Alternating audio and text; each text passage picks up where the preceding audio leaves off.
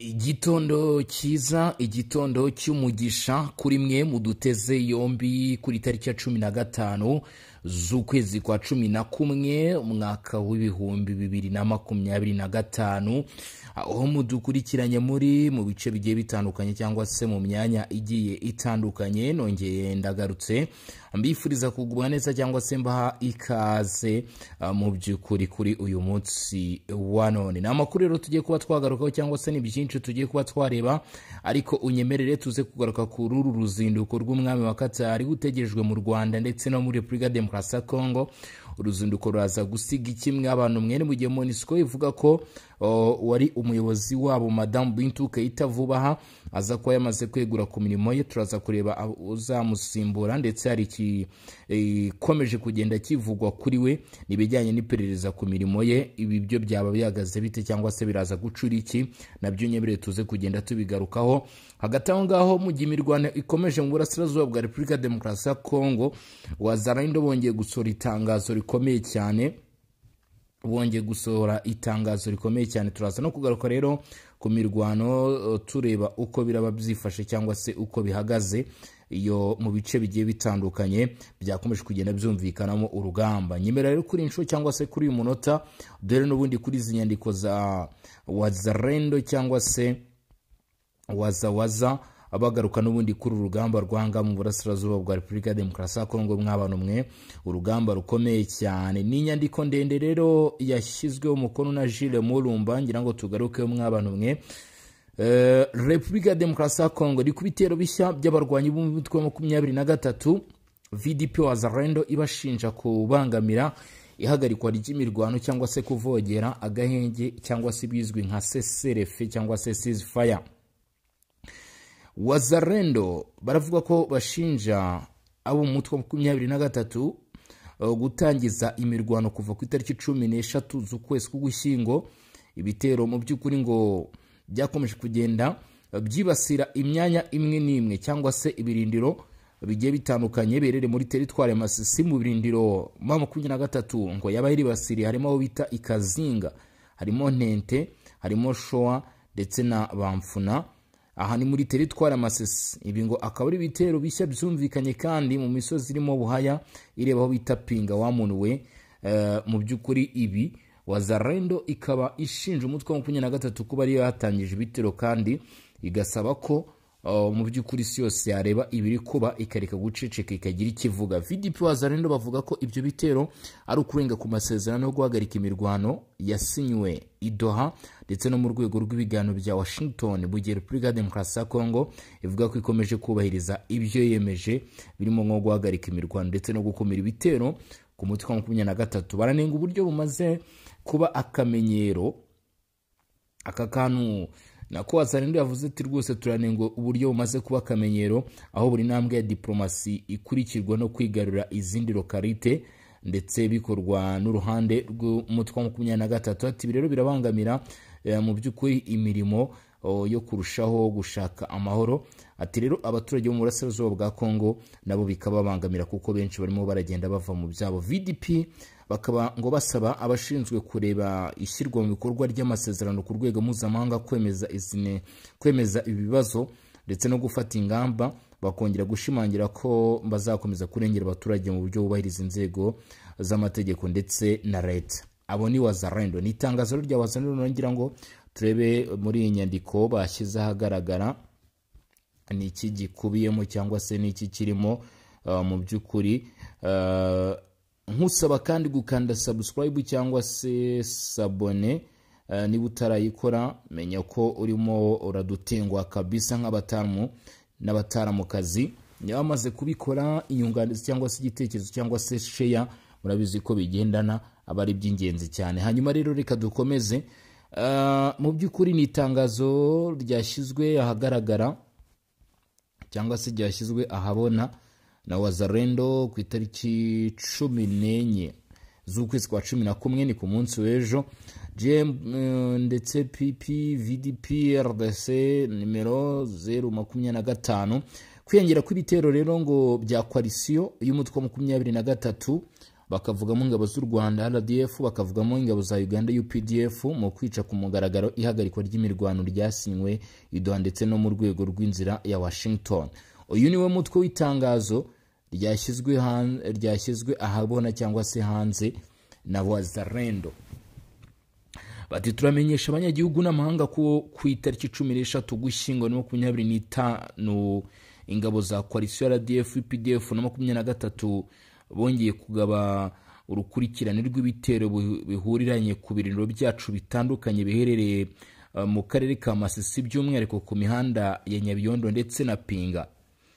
Ibirindiro bya Kazinga, Ntente ndetse na Showa biherereye mu gace ka Nyamaboko ya mbere n'icya Bamfuna mu gace ka Osobanyungu. Ubwo ni ibirindiro nyine nibyo byabaye intandaro y'ibikorwa by'ubushotoranyi byateguwe neza n'izi nyeshyamba. Ati ku munsi umwe kandi hanatangajwe ibitero byabereye ku misozi ya Buhaya ireba umujyi wa Pinga, byemeza ko ari uburyo bw'izamuka ry'ubushyamirane bwateguwe neza kandi bugaragara.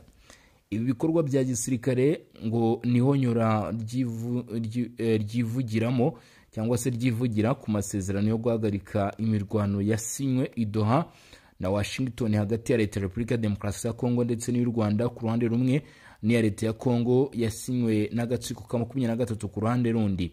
Ati ibi bikaba bibangamiye inzira y'amahoro yiyemejwe muri Washington. Nubwo Repubulika ya Demokarasi ya Kongo yubahiriza mu buryo butaziguye amasezerano yose yemeye kugira ngo habeho kugaruka kw'amahoro, ibi bitero byisubiramo bigaragaza ko nta bushake nyabwo buhari ku ruhande rw'u Rwanda n'Ubugande, ndetse ko biri mu cyerekezo cyo kongera ubushyamirane aho gushaka inzira z'amahoro.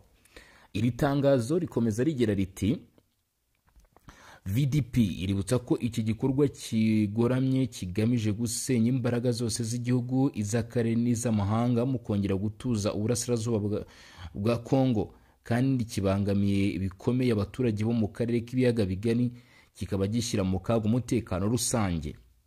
Ati turahamagarira abashinzwe kureba ishyirwa mu bikorwa ry'amasezerano ya Doha na Washington kimwe n'umuryango mpuzamahanga muri rusange kwemeza izi nenge zituma kwemeza izi nenge ndetse no gufata ingamba zikwiye kugira ngo harengerwe ishyirwa mu bikorwa ry'inzego n'inshingano z'aya masezerano.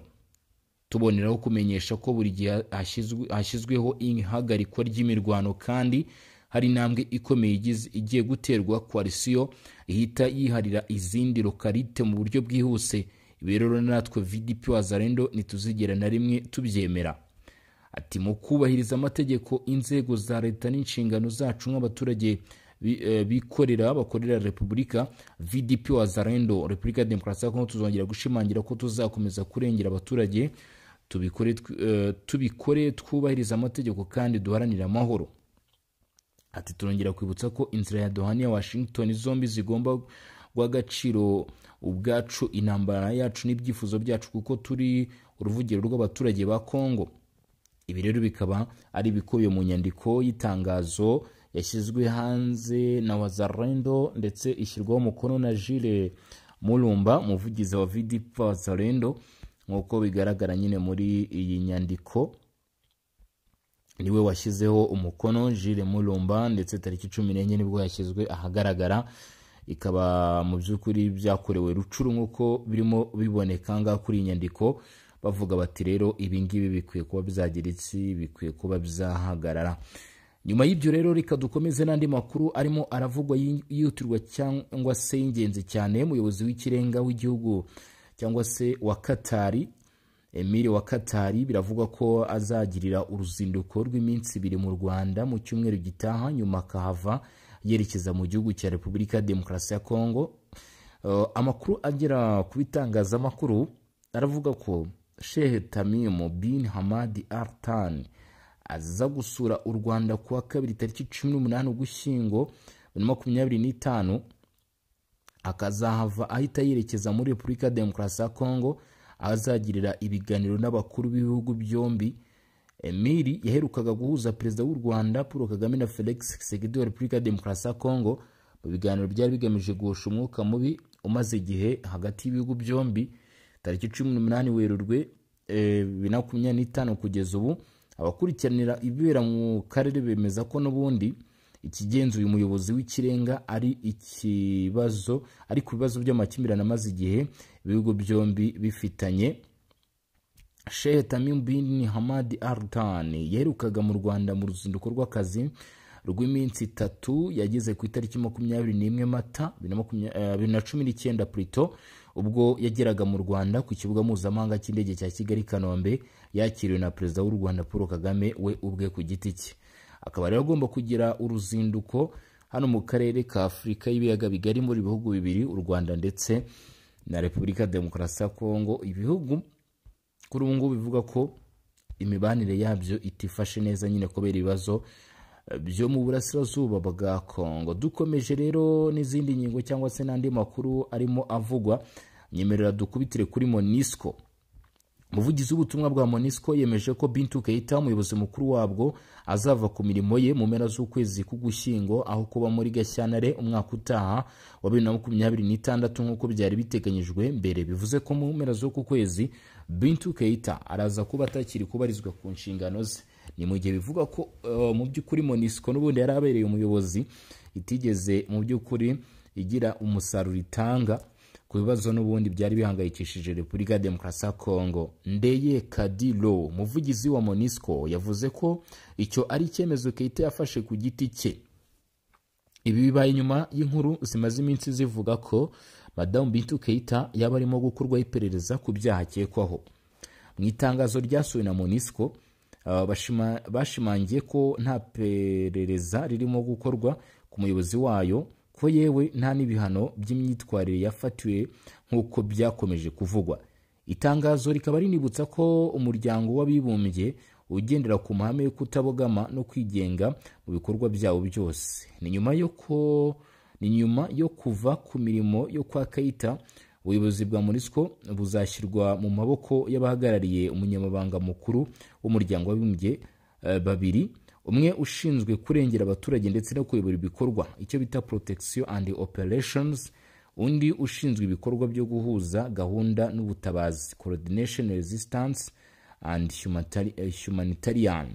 Iri tangazo rivuga ko ubu buryo buzakomeza kubahirizwa kugeza igihe umunyamabanga mukuru w'umuryango w'abibumbye azashyiraho undi muyobozi mushya. Radio Okapi iterwa inkunga na UN ivuga ko mu gihe cy'imyaka hafi 5 Keita yayoboye MONUSCO mu bihe bikomeye cyane ku gihugu cya Repubulika Demokarasi ya Kongo. Okapi ivuga ko umunyamabanga mukuru w'umuryango w'abibumbye yashimiye byimazeyo umurava n'ubuyobozi bwa Madame Keita mu gihe amaze ku mirimo ye. Uruhande rw'u Rwanda rwagiye rushinja Keita kubogamira kuri Repubulika Demokarasi ya Kongo mu makimbirane n'u Rwanda, bakamushinja kuba umwe mu babangamiraga ubwumvikane bw'ibihugu byombi ku mpamvu zitavuzweho rumwe. Ni mu gihe Keita kandi yayoboraga MONUSCO havuzwe ko yananiwe kugera ku ntego yo kubungabunga amahoro muri Repubulika Demokarasi ya Kongo ku buryo bwuzuye. Ingabo za MONUSCO zagiye zishyirwa mu majwi mu gushyigikira abahungabanyije umutekano no kwigira mu bucukuzi bw'amabuye y'agaciro kurusha kubungabunga amahoro, kandi aricyo cyari cyarabazanye. MONUSCO yo ivuga ko yishimira umusaruro Keita yatanze kuko ibyo yarashinzwe yabikoze neza. Ubutumwa bwa MONUSCO bwagombaga gufunga mu Kuboza mu kwezi kwa 12 uyu mwaka. Bintou yasezeye ku mirimo ye mu gihe kuri wa kane hateganyijwe inama y'akanama gashinzwe umutekano ku isi muri ONU igamije kongera MONUSCO undi mwaka umwe kugeza mu Kuboza 2026. Uyu Bintou Keita yavukiye muri Guinea mu mwaka w'1958, yize muri kaminuza y'i Paris University aho yakuye impamyabumenyi mu bukungu bw'imibereho economique sociale cyangwa se social economic. Nyuma yaho yakomereje amasomo muri kaminuza ya Paris aho yahawe impamyabumenyi y'ikiciro cya 3 mu buyobozi n'imicungire y'ibigo.